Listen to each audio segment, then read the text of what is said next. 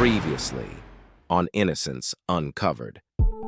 Ladies and gentlemen of the jury, the evidence will show that Ryan Ferguson brutally murdered Kent Heitbold. Except there was no evidence, no DNA, no fingerprints, no weapon, just a high-stakes trial built on a lie. Their star witness? Chuck Erickson, a teen with a drug problem and a dream he mistook for memory. Fed details by police. Coerced into confessing. Rewarded with a deal. Then came the janitor. Jerry Trump pointed the finger at Ryan, years after saying he saw nothing. After pressure, after coaching, after seeing Ryan's face in the news. And when forensic evidence proved Ryan's innocence, it was ignored because the system had its narrative. And it wasn't about truth. The defense fought back. But how do you challenge evidence you've never seen? Suppressed reports, buried files, a conviction built in the dark. We find the defendant guilty. Guilty, with no evidence, no motive, no logic. Just a win for the prosecution. They took Ryan's life with a gavel strike, but they didn't count on his father. This is where the fight begins.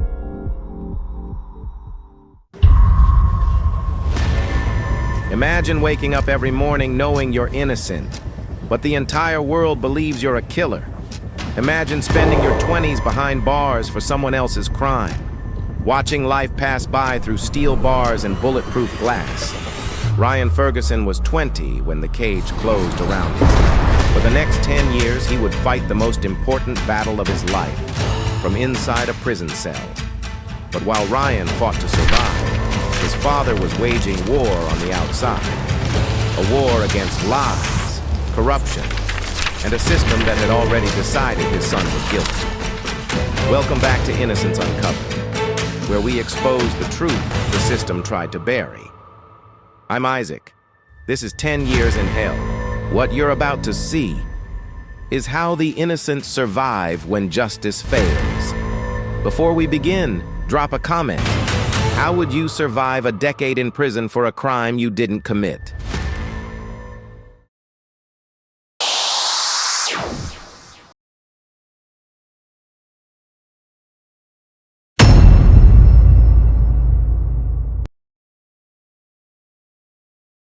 Jefferson City Correctional Center, Missouri, March 2005. Ryan Ferguson became inmate number 1179-276, 20 years old. Convicted murderer, 40-year sentence. In prison, your crime defines you. And cop killer, which is how inmates saw anyone who killed a civilian, puts a target on your back. Ryan had two choices: become a victim or become a survivor. He chose to fight, not with fists, with his mind.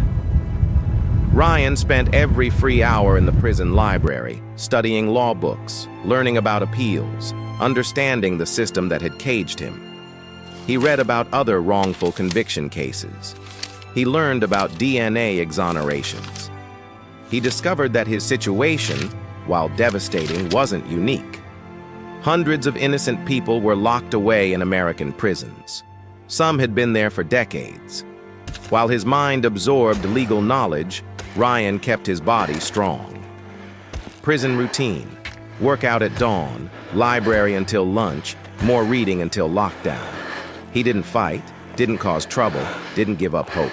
His family visited every week. His father Bill, his mother Leslie, his sister Kelly. They never missed a visit, never stopped believing. But visits are torture when you're innocent. Watching your family age, missing birthdays, holidays, graduations, life itself.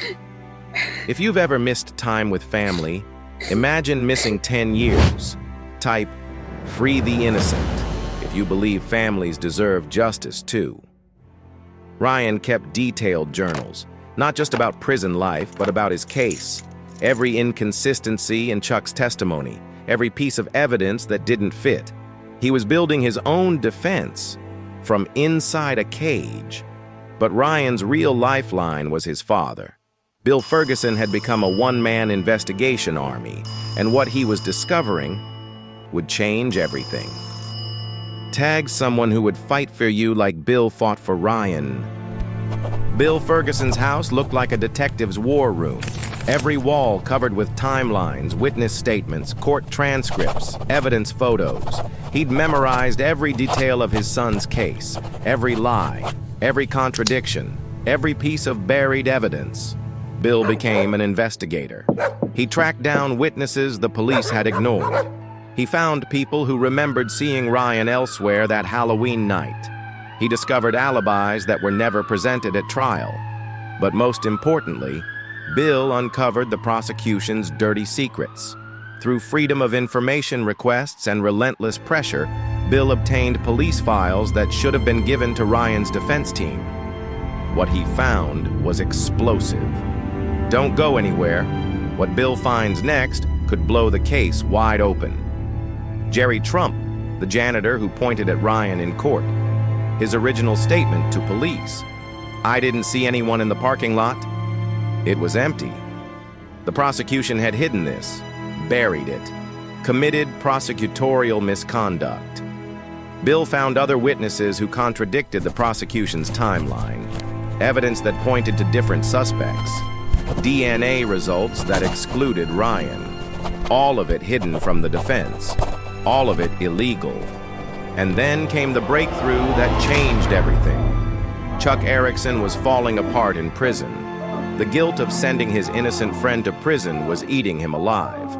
Chuck started calling Ryan, apologizing, saying he wanted to tell the truth. "Ryan, I'm sorry. I lied. You weren't there that night. I don't remember anything. They made me say those things." Chuck began writing letters to anyone who would listen. Lawyers, reporters, advocacy groups. "Ryan Ferguson is innocent. I lied at his trial. The police coached me. I don't remember anything from that night." Bill took this new evidence to the courts. Surely now they would listen. Surely this would free his son. The courts said no, again and again. Appeals denied. Motions dismissed. The system had decided Ryan was guilty. New evidence was just inconvenient. But Bill Ferguson didn't quit. He couldn't quit. His innocent son was rotting in prison while the real killer walked free. He just needed someone with power to listen. Someone who cared more about truth than statistics. By 2010, Ryan had been in prison for 5 years. He'd missed his sister's college graduation, his grandmother's funeral, friends' weddings, life itself. He was 25 years old and had spent his entire adult life in a cage. The psychological toll was enormous. Some days Ryan wondered if it would be easier to just give up. But every time he looked at the evidence, he remembered the truth. He wasn't there. He didn't kill Kent Heitholt. And somewhere the real killer was living free. Chuck's confessions became more frequent, more desperate. He wasn't just saying Ryan was innocent anymore. He was admitting he'd made everything up. Still watching? You're helping tell the story the system tried to bury. Thank you. "I dreamed it all. The police helped me turn my dreams into memories. Ryan Ferguson is completely innocent." Finally, journalists started paying attention. The story began spreading. An innocent man in prison. A friend admitting he lied. A prosecution built on fabricated evidence. And then came the phone call that changed everything. Kathleen Zellner, one of America's top wrongful conviction attorneys, took the case. "I've reviewed your son's case, Mr. Ferguson. This is one of the worst wrongful convictions I've ever seen. We're going to get Ryan out."